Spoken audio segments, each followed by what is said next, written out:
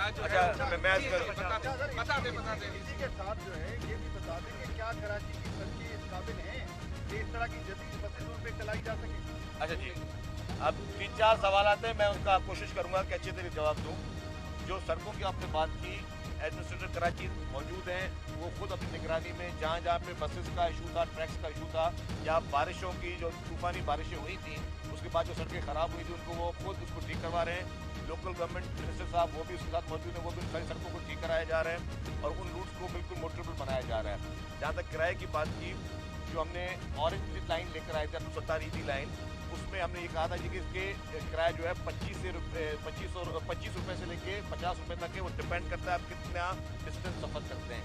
इसी तरीके से जो पीपल्स बस सर्विस लाई थी उसका भी हमने कहा था कि जी ये 25 से लेकर 50 तक, लेकिन फिर जो लॉन्ग रूट हमने नए बनाए वो बहुत बड़े रूट थे, उसमें हमें 100 रुपये किराया करना पड़ा।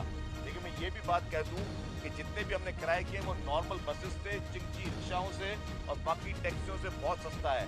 और आवाम आज भी आवाम की जो है वो सर्विस सबसे बेहतर है और आवाम आज भी उसकी प्रतिक्रिया मिल रही है। जहाँ तक ईवी बसेस की बात है, ईवी बसेस के लिए मैं आपको कह दूँ कि जी इसका किराया बाकी बसेस के किराए से कम होगा। चार्जिंग के लिए बिल्कुल चार्जेस इसके आ गए हैं। ये बसें यहाँ पे कोर्ट में खड़ी थी काफ़ी अर्से से, उनकी क्लियरेंस का मसला था, वो क्लियरेंस हो गई उनकी और फिर ये चार्ज होकर ही आई है। आज टेस्ट रन हो रहा है तो वो चार्ज होकर ही इसको किया जा रहा है। तो ये चार्जिंग का अभी रूट फाइनल नहीं किए, अभी पहले टेस्ट ड्राइव होगी, देखा जाएगा कि कौन से रूट्स पे, क्योंकि ये है 12 मीटर की बस है, ये इसकी लेंथ बड़ी है बस की, तो हमें इसके रूट का भी अभी हमें करना है फैसला कि कौन से रूट हैं जहाँ पे ट्रैफिक का भी ज़्यादा इशू ना हो और उसमें आराम से ये चल सके। तो वो सारी चीज़ें भी तय होना बाकी है, लेकिन ये इस वक्त कराची में पहुँच चुकी हैं।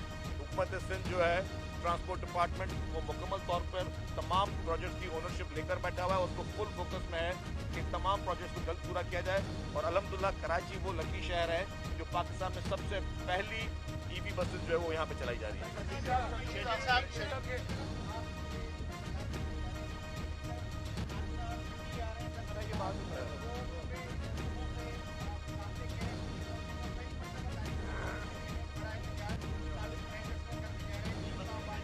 इसकी लॉन्ग मार्च यार के मैं लिए ये बसें जाएंगी? आप अभी अच्छा बात दे देंगे लॉन्ग मार्च ये के लिए? ये एक अच्छा इवेंट करने जा रहे हैं। उस इवेंट में आप उस बुराई इमरान खान का नाम ना लें। वो इस वक्त वो मुल्क के लिए इस वक्त आपको पता है कि वो क्या कर रहा है। वो मुल्क को तबाही के दौरान पे लेके जा रहे हैं, हम मुल्क को तरक्की के दौरान पे लेके जा रहे हैं। लेकिन इस वक्त तक, हाँ अच्छा सवाल हुआ, इस वक्त तक कराची में 50 बसेस पहुंच चुकी हैं जो ईवी बसेस हैं। और एक और चीज़ मैं आपको बताता चलूँ, जो मेरी कोशिश है और नेगोशिएशन हो रही है, अगर हम उस नेगोशिएशन में कुछ हमें गवर्नमेंट के पार्ट से भी काफ़ी हमें मदद मिल रही है, वो कामयाब हो गई तो इन ईवी बसेस का पहला प्लांट पाकिस्तान में को मैं कराची में इंशाल्लाह लग पाऊंगा।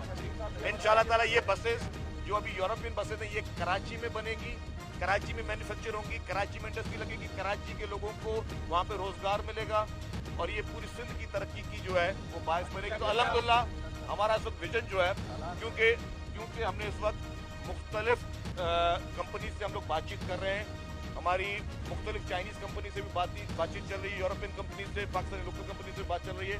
इस वक्त हमारी जो नेगोशिएशन चल रही है उसमें उससे आपको ये चीज़ें और मज़ीद महंगी पड़ती हैं।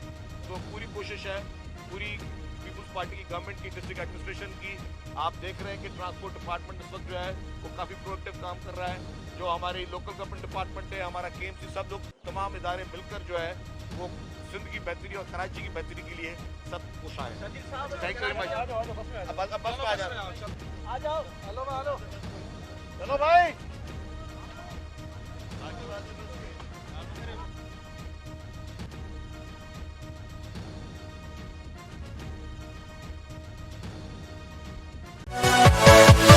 Yeah.